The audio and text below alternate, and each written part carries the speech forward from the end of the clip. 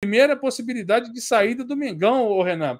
Falando uma pausa rapidamente para o Bruno Henrique, como é que você vê essa possibilidade? Bruno Henrique, que tem salário alto, 3 anos de contrato pela frente, e aí pode receber uma proposta do Antalyaspor, da Turquia, Renan Lopes. Qual seria o veredito final de Renanzinho, caso fosse mordedor de virilhas? Cara, não precisava nem morder virilha não, cara, para eu poder ter a mesma opinião que eu tenho agora. Seria, né? Mas, enfim. Depende da virilha. Dá um trabalho.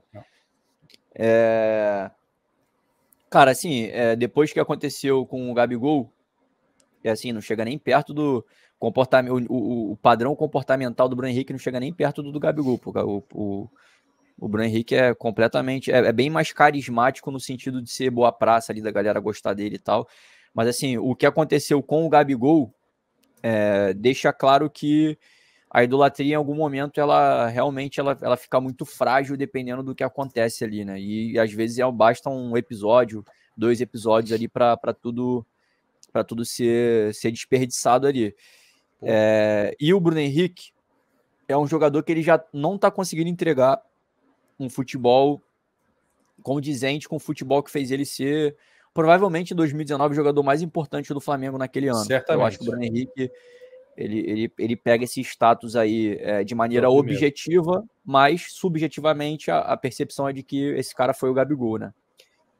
Mas assim, o Bruno Henrique ele já não consegue mais entregar o futebol que a gente gostaria, que ele pelo menos não tá conseguindo, né, cara? Não quero também fazer aqui a minha verdade ser uma previsão inequívoca do futuro, não. Mas hoje ele tem um custo elevado, ele não entrega o futebol que a gente viu ele entregar, que a gente se habituou a ver ele entregando, e na função dele hoje a gente vê um cara conseguindo entregar um futebol muito bom, que é o Cebolinha, que também demorou um pouco, mas agora tem entregado um bom futebol. Se vier uma proposta boa para o Flamengo de venda, e uma proposta boa para o Flamengo de venda não é nada estratosférico, não, porque a gente está falando de jogador que vem de histórico de lesão, não tem atuado tão bem, não tem sido titular do Flamengo, está começando a ter lesão com alguma recorrência, coisa que ele não tinha, depois que ele teve aquela lesão no joelho, depois ele precisou ficar afastado algum tempo ali. A primeira lesão pós-recuperação do joelho era muito previsível de que fosse acontecer, porque ele ficou um período longo afastado, enfim, é um jogador mais envelhecido, então assim, hoje nenhuma proposta que vier para ele vai ser uma proposta padrão irrecusável, não.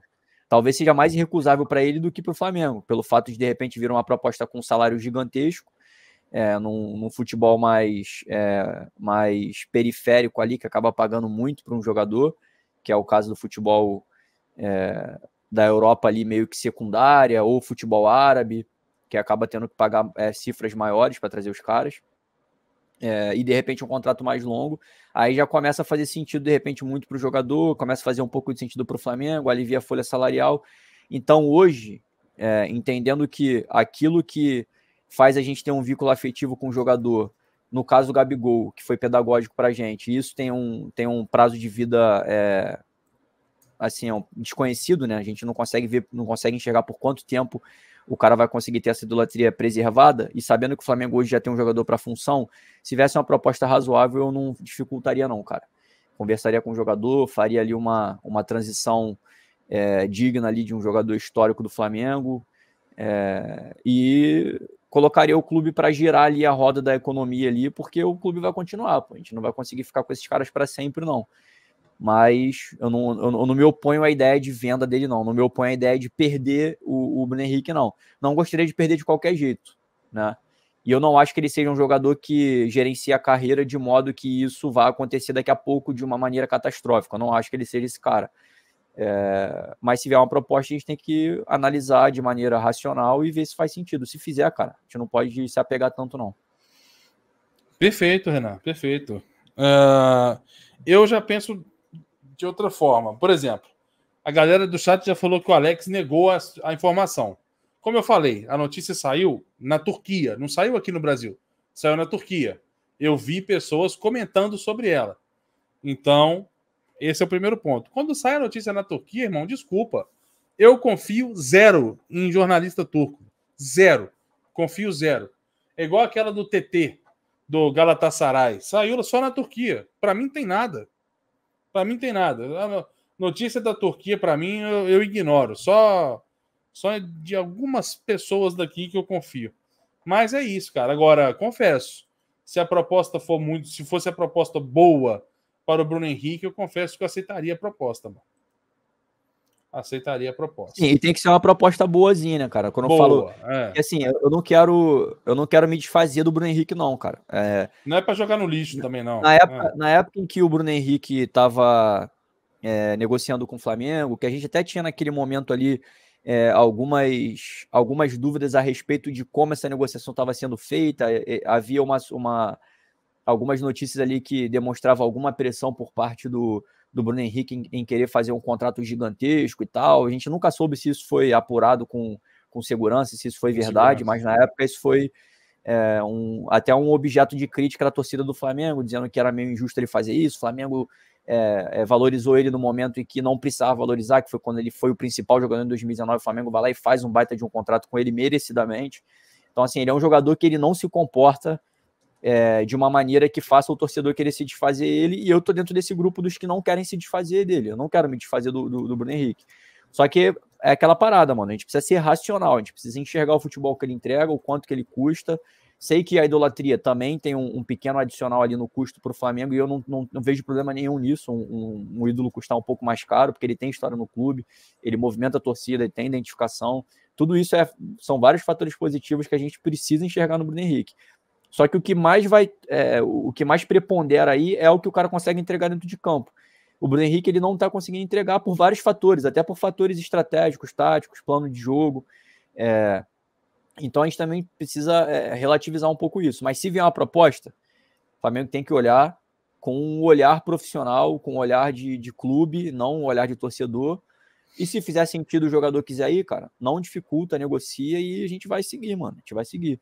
Mas eu não quero que ele vá embora pela porta dos fundos, não, cara. Até porque eu tenho uma simpatia muito maior com o Bruno Henrique do que eu tenho com o Gabigol.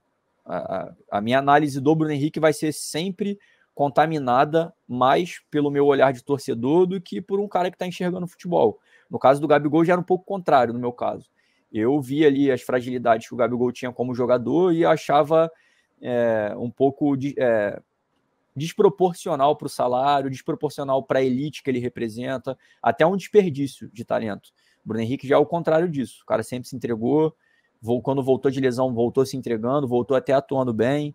É um cara que não se conforma com derrota, é um cara que, quando todo mundo enfia o rabo entre as pernas no aeroporto, ele vai lá e fala com a galera. Então ele é esse cara, é o cara que genuinamente se relaciona com a torcida como um jogador do Flamengo deveria, e não somente oportunamente quando você desembarca em Manaus e faz uma parada que tu nunca fez, que é falar com a galerinha ali, que tá ali te recebendo. Então, assim, não quero me desfazer dele, eu jamais faria isso, mas se vier uma proposta, cara, a gente tem que analisar, e se for bom para todo mundo, mano, desapegar, não tem jeito. Muito bem. Eu tava lendo o chat, Renan. A galera realmente coloca como se todos de 2019 precisam sair do Flamengo de qualquer forma, a qualquer custo, assim, basicamente. Agora, no caso do Bruno Henrique, eu confesso para você, eu não espero retorno técnico mais. Eu não espero. Para mim, o Bruno Henrique, porra, é duro falar o que eu penso, porque eu não acho que o Bruno Henrique volte. Para mim, o Bruno Henrique é um jogador que, infelizmente, por conta daquela lesão, foi muito prejudicado e não vai entregar aquilo que ele deveria entregar pelo valor que ele recebe por mês. É um salário muito alto. Então eu acho que assim, uma proposta boa pelo Bruno Henrique, não precisa ser uma proposta absurda, fenômeno, não.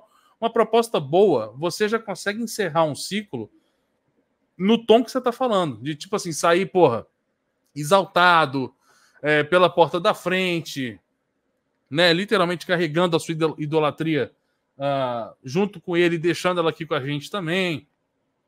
E fora que abriria também mais um jogador que abriria uma lacuna gigantesca na folha salarial do Flamengo. Então eu confesso que seria uma possibilidade para mim, se eu fosse um dirigente, tentar esse tipo de negociação, cara.